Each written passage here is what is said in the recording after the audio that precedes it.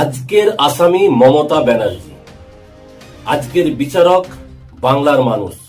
কেন্দ্রের রিপোর্ট অনুযায়ী বেশিরভাগ বিষয়তেই পশ্চিমবাংলা নাম্বার 1, 1 নম্বরে আছে।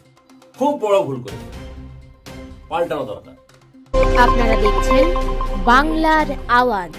আজকের আসামি মমতা ব্যানার্জি, আজকের বিচারক বাংলার মানুষ। আমি শুধু প্রশ্ন করব। নমস্কার, আদাব, সালাম। আমি নকিবুল ইসলাম, আপনাদের দেখছেন বাংলার আওয়াজ। Point two noted মিলট। শিশু মায়ের গর্ভে এলেই শিশু সাথী, অসহায় দরিদ্রদের খিদে মেটাতে খাদ্য সাথী, অসহায়দের স্বাস্থ্যের জন্য স্বাস্থ্য সাথী। কেন করবেন? কেন রাজ্যের মুখ্যমন্ত্রী গরিব এবং মধ্যবিত্তদের জন্য এত কিছু করবেন? পাল্টানো দরকার, একদম পাল্টানো দরকার। এই 70 বছরে সাদা কাপড় ও পায়ে হাওয়াই চটি পরা মহিলাটির এত কাজ করার কি দরকার আছে? এত গরিবদের দরদ কেন? প্রশ্ন এই জায়গাটায়, পাল্টানো দরকার। Point two noted মিলট। ক্লাস 9-এ উঠলেই ছাত্র এবং ছাত্রী সবুজ সাথীর সাইকেল প্রায় 4000 টাকা করে। কেন দেবেন? মেয়ে ছেলেদের 18 বছর বয়স হয়ে গেলেই কন্যাশ্রীর জন্য 25,000 টাকা।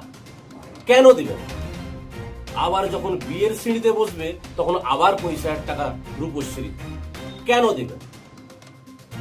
উনি মুখ্যমন্ত্রী হয়েছেন, উনি অনেক মার খেয়েছেন, অনেক কেস খেয়েছেন এবং নিজে সাধারণ মানুষের স্বার্থে 1 মাস না খেয়ে অনশন করেছেন, করে মুখ্যমন্ত্রী হয়েছেন। উনার কি দরকার ছিল এই গরিবদের, অসহায়দের, মধ্যবিত্তদের জন্য ভাবার জন্য? কি প্রয়োজন ছিল?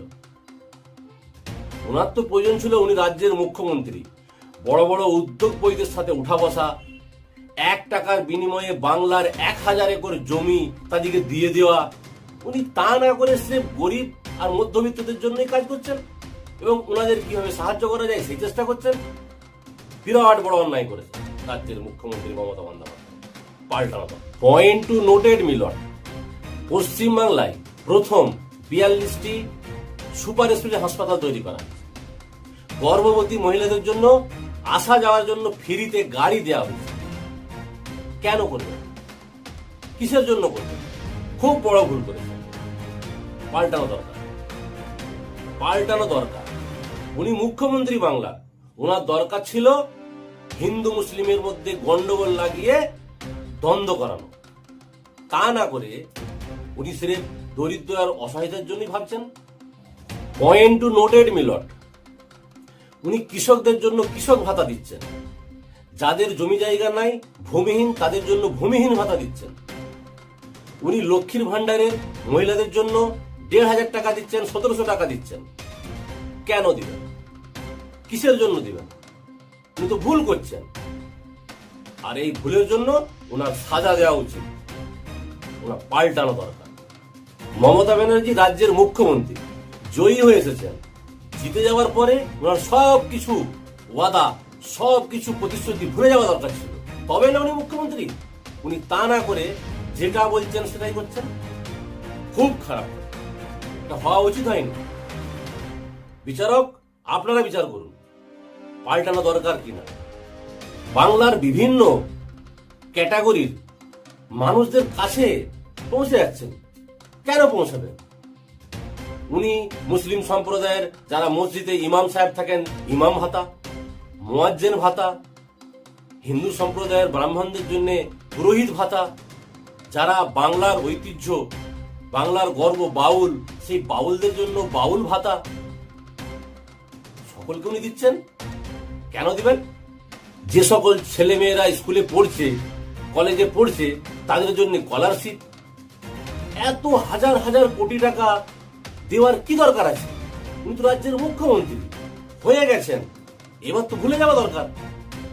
তা না করে উনি যা যা বলছেন, বলেছেন, সেইগুলোই করছেন। এটা তো বাংলার ক্ষতি হচ্ছে, তাই পাল্টানো দরকার, ঠিক কিনা? বিচারক জনগণ, আপনারা বিচার করুন। এর আগেও তো অনেক মুখ্যমন্ত্রী এসেছেন, ভারতবর্ষে অনেক মুখ্যমন্ত্রী আছে, তারা তো কেউ ভাবেনি। মুখ্যমন্ত্রী মমতা ব্যানার্জির এত ভাবার কি প্রয়োজন ছিল? রাজনীতির মানে হলো প্রতিশ্রুতি দেবো ভোটের আগে, চেয়ারে বসার পর ভুলে যাব। এটা রাজ্যের মুখ্যমন্ত্রী মমতা ব্যানার্জি করেননি, বিরাট বড় ভুল করেছেন। একদম পয়েন্ট টু নোটেড মিলট।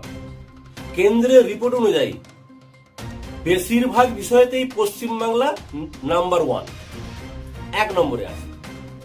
উনি কেন এত ভালো কাজ করেন? অবশ্যই পাল্টানো দরকার। মুখ্যমন্ত্রী চেয়ারে বসার পর বিগত 15 বছর উনি অনেক চাকরি দিয়েছেন। হ্যাঁ, এখনো অনেক চাকরি বাকি আছে, তার জন্য উনি চেষ্টা করছেন। বাংলার বিচারক আপনারা বলুন, এই মুখ্যমন্ত্রীর কি করা দরকার? বাংলার মুখ্যমন্ত্রী মমতা ব্যানার্জির সব থেকে বড় ভুল, উনি সম্প্রীতি চান। উনি হিন্দু, মুসলিম, শিখ, ইসাই সকলকে একসাথে নিয়ে বাঁচতে চান। কেন হবে? উনি তো একজন রাজনৈতিক মহিলা, ওনার তো দরকার হিন্দু, মুসলিম, শিখ, ইসাই দ্বন্দ্ব লাগানোর কাজ। তা না করে উনি সম্প্রীতির কথা বলছেন। এত বড় ভুল না, পাল্টানো দরকার। সকলে শেয়ার করবেন আর আপনাদের মতামত অবশ্যই রাখবেন। অবশ্যই অনেকে গালাগাল দেবে আমাকে, কিন্তু সত্যটা বলার চেষ্টা করেছি, আগামী দিনেও করব।